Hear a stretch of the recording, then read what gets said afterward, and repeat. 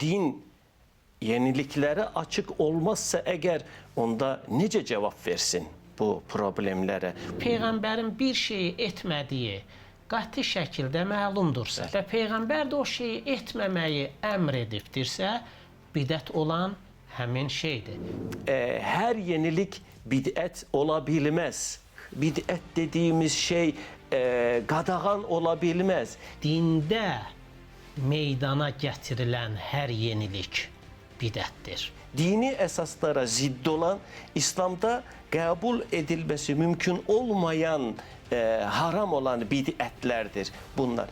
Nəyi qoruyub saxlamalıyıq, nəyə toxunmamalıyıq, nə də biz inkişaf qapısını üzümüzə taybatay açmalıyıq. İmam proqramının növbəti buraxılışı 30 iyul saat 19:30-da APA TV-nin efirində.